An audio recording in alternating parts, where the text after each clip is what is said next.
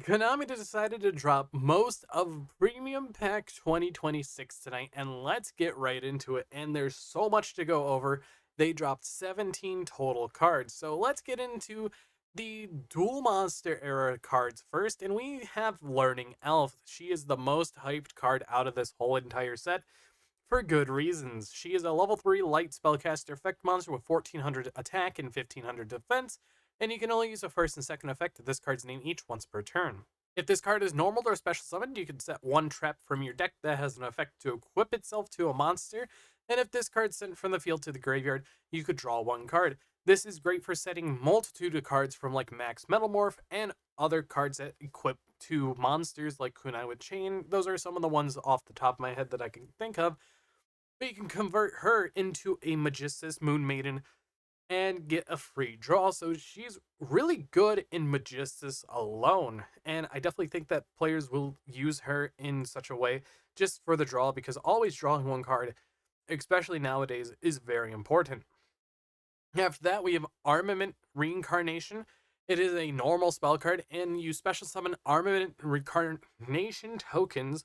Warrior Light level 1, 500 attack and defense, up to the number of equip spells and traps with an effect to equip themselves to a monster in your graveyard. Then you could destroy as many spell or trap cards, or as many cards in your spell and trap card zone as possible, including this card. Then set as many equip spells and traps with an effect to equip themselves to a monster as possible from your graveyard. Also, you cannot special summon from the rest of the turn. These traps can be activated this turn. Oh lord, you are just a blah, blah, blah. Just a whole entire word vomit. Okay, that makes a lot of sense, especially for a card that's from Duel Monsters. It's all right. There's gonna be some. Yeah, I think there's gonna be some gimmicks with this, but we'll have to see on that.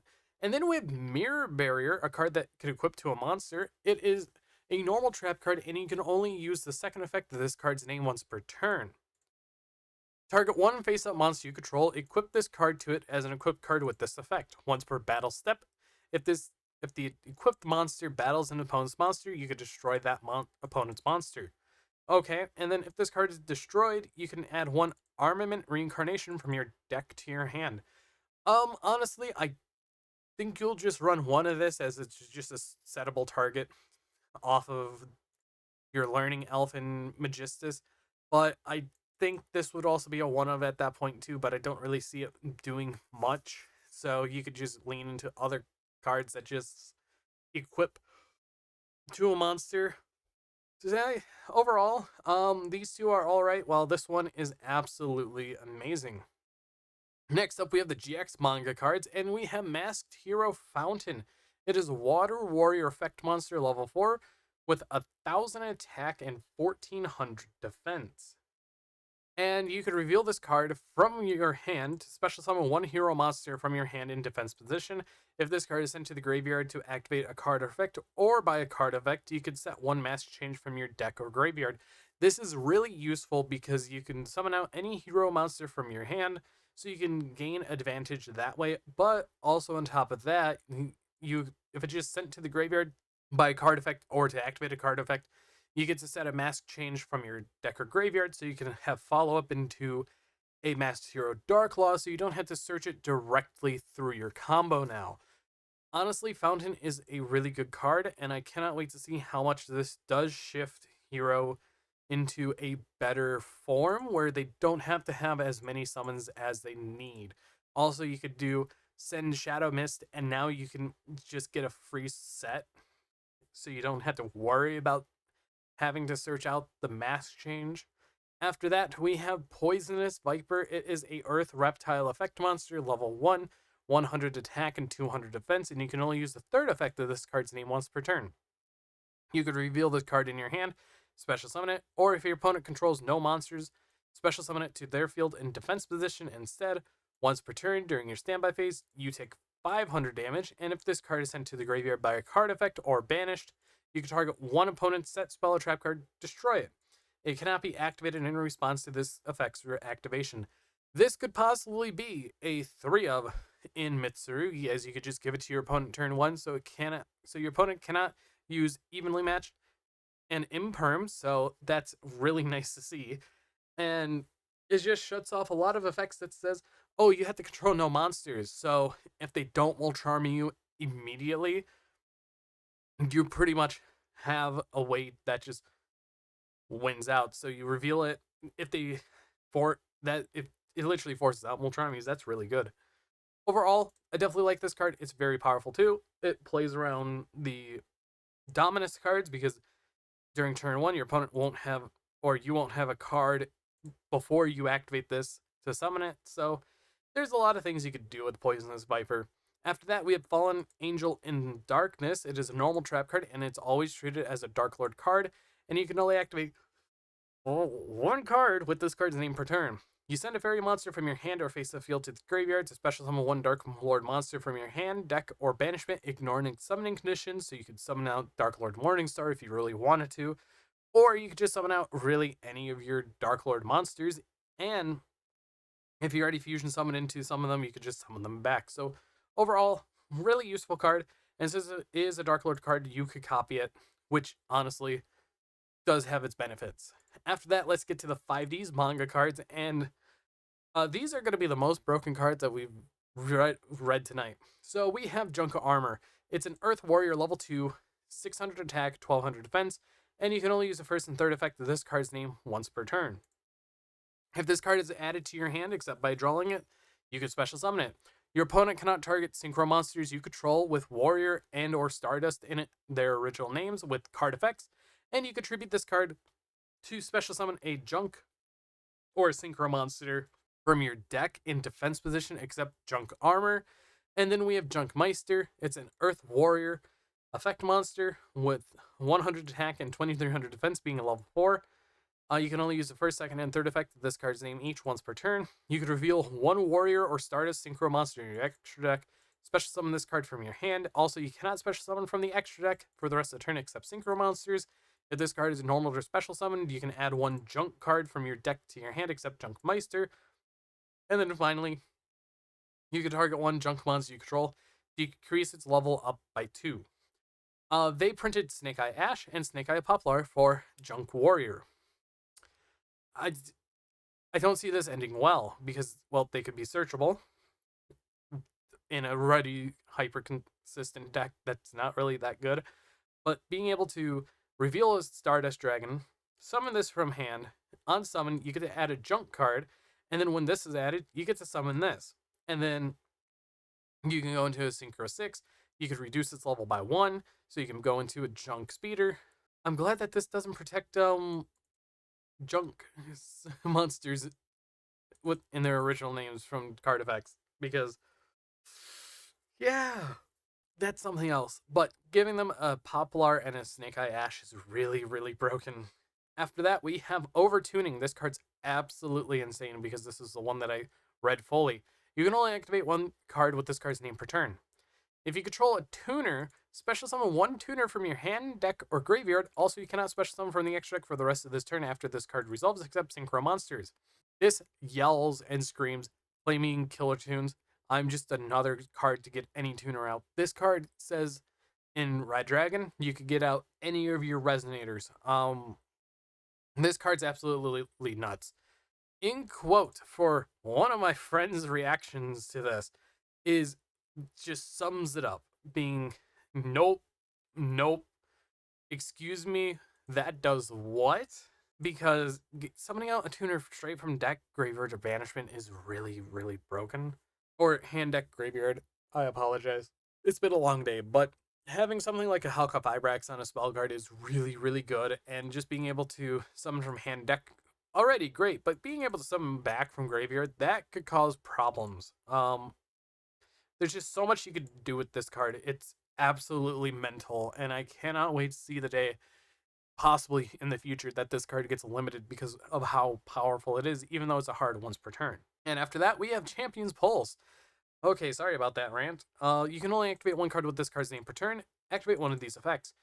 During your opponent's battle phase, they gain 1,000 life points, then you end the battle phase. Okay, when your opponent activates a monster effect, if they control more cards than you do. Special summon one Red Dragon Archfiend or one Hot Red Dragon Archfiend from your extra deck or graveyard, and if you do, negate that effect, and if you do that, destroy that monster. Ending battle phases is really good for Red Dragon Archfiend, so you can go into your turn and OTK them. Being able to summon out a Red Dragon Archfiend or a Hot Red Dragon Archfiend just for free, sure. This definitely is great for Red Dragon Archfiend decks because it does mention Red Dragon Archfiend, so it's searchable by literally everything in the deck. And I do have to say that this might be another one of that they run. Next up, we have the Zexal manga cards, and these are really good still. You have Gaga Illusion. You can only use the first and second effect of this card's name each once per turn. It's a normal spell card.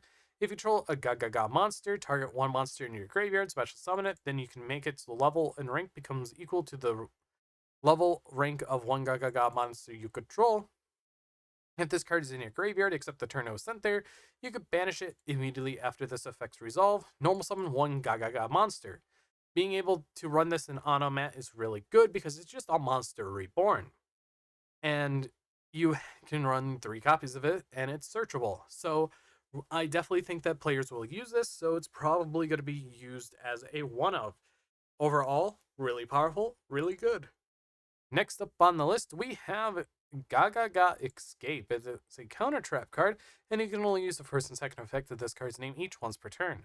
When your opponent activates a monster effect, if you control a Gaga monster, negate the activation, then you could discard one card, and if you do, special summon one Gaga monster from your deck. Sure. You can banish this card from your graveyard, change as many Gaga monsters you control to defense position, and if you do, Gaga monsters you control cannot be destroyed by battle or card effects this turn. Absolutely fine. Being able to change stuff to defense so they don't die by card effect or by battle this turn is really useful, especially going against turn 2 board breakers. And overall, I definitely think that this is going to be used as a one-of. So we're going to see how that goes into the future. And then we have Endless Bond, one of the cards on the pack cover. Continuous spell card, and this card is always treated as an Exceed card, and you can only activate one card with this card's name per turn. Continuous spell card. When this card resolves, you can special summon one number 39 Utopia from your graveyard, and if you do, it gains attack equal to the total attack of all light Utopia and Utopic Exceed monsters in your graveyard. When you're attacking Utopia or Utopic Exceed monster whose original attribute is light is it destroys an opponent's monster by battle, you can make that monster you control lose 1,000 attack, and if you do, it can make another attack in a row. This enables into the Utopia OTK with Utopia double and double or nothing. So I definitely think that this is going to be interesting to see how it will format in the future. Possibly in a separate Gaga deck, Onomat deck that there is. Overall, it could be useful. It's definitely a one-of. Oh, I'm sorry, it's very late right now. But let's get into the Arc 5 cards. We have new Predap support and Fusion support. It is Thorned Fangs of Violet Poison. Normal spell card, and this card is always treated as a Predap card. Target one Starving Venom Dragon you control. Destroy as many monsters your opponent controls with lower attack as possible. Then you can discard your entire hand. And if you do, inflict damage to your opponent equal to the destroyed monster's total original attack. Also, the targeted monster cannot attack this turn. Huh? So let me get this straight. If you use this card and you're already playing Super Poly against a deck that's very weak against Starving Venom Fusion Dragon, which is just 2 dark monsters on the field, you could just go, yeah, I'm going to target it, nuke your board, you take damage, get rid of it to fuse into something else, and then slam it and go for game. This is a very, very powerful card, but it's a Predaplant card, so it could potentially see some form of play. Next up, we have Penetration Fusion, and you can only activate one card with this card's name per turn.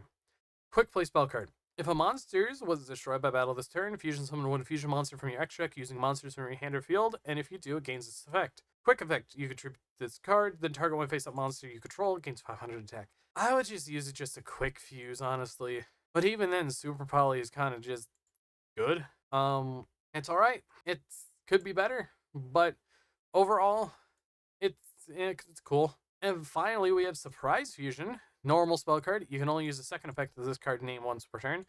Target one face-up monster you control and declare one type and attribute. That monster becomes the declared type and attribute. Then you can fusion summon one fusion monster from your extra deck using monsters you control, including the targeted monster. Sure. After that, you can banish this card from your graveyard, tribute one fusion monster, and if you do, special summon 2 surprise tokens, Spellcaster Dark Attack 0/0, with the same level. So you tribute the fusion, they become the level of the fusion. It summons 2 tokens, that's absolutely fine. You could use them for link fodder. After that, I guess it's alright. But finally, we have Sky Striker Mecha Adhill Saber. This is from the Sky Striker manga, and let's see what this card does. It is a Wind Machine effect monster, 1500 attack and 1500 defense, and you can only use the first and second effect of this card's name each once per turn. During the battle phase, quick effect, you can discard this card, then target one Sky Striker monster on the field. It gains 1500 attack until the end of the turn. If a monster is special summoned while this card is in your graveyard, you can target one Sky Striker Link monster you control, equip this card to it as an equipped spell that gives 1500 attack. You're not going to be played. You are a 0-up. I don't care. You just don't get to play it at all. You're not really worth it in current striker strategies. If they hit things like linkage and engage again, sure. Yes, you could run it, but no. You already have enough power to get 8,000 damage out on the board. You don't need this. But I want to know what you all think on this whole entire premium pack. We're only down to 3 cards already, and it's crazy to think about. It is going to be interesting to see what the last 3 cards are. We know one's an alt art thanks to Witchcrafter Genie, or whichever genie that they use, but it's most likely the Witchcrafter Genie. And I hope you guys did enjoy this video. I'll see you all in the next one, and goodbye. If you all enjoyed this video, hit that like button down below, and if you want to show support, please hit that subscribe button as well. And I do also have channel memberships, and if you want to support the channel more, it would be much appreciated. Thank you to FGH for supporting the channel, and I'll see you all in the next video.